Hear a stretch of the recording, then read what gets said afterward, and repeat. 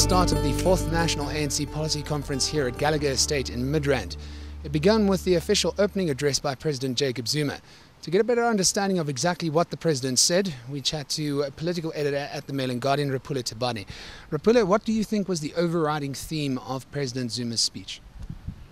The overall message was to say the ANC has been in power for almost 2 decades, and that they've exercised political power, but it's time now for economic transformation, which he related to something called second transition, which he's been speaking about just before this policy conference. We request conference to discuss in particular the notion of a second transition to economic and social emancipation.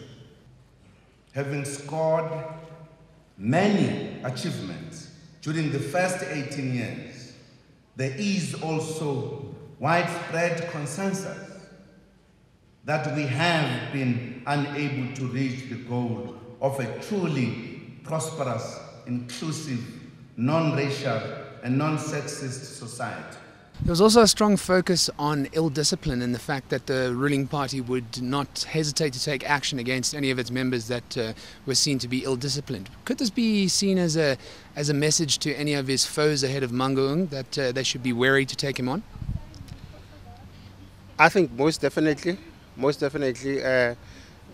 he said the ANC has taken action against people in the past who are ill-disciplined, and that it will continue to do so. I think it is important that he talks about ill-discipline, but you and I will also say ill-discipline should also refer to instances of corruption, maladministration, and then also in relation to what his opponents might read from those statements would come from the fact that he referred in particular to the fact that the ANC needs to work with the Youth League, and then he also said the Veterans League, which has been very critical of him, must be careful not to get themselves into controversies. And he even spoke in Sesotho and boasted that, "I'm telling you in your faces."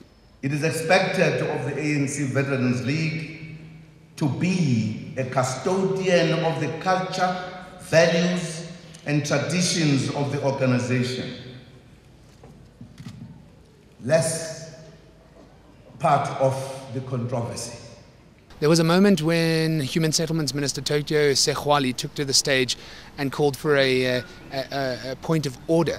He was then shouted down by a delegate who also called for a counter point of order that eventually resulted in Tokyo Sekgwali being ordered back to his seat. Could this be interpreted as the ANC power plays being set in motion?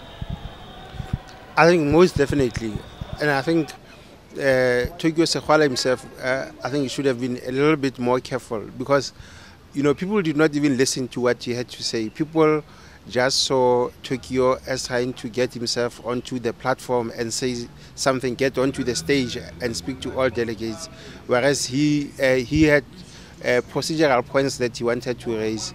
I think Tokyo got himself into an unnecessary power play where actually he got to see that a number of people did not want him on stage. I mean, I don't know if that means anything in the long term, but if I were him, I would tread much more carefully.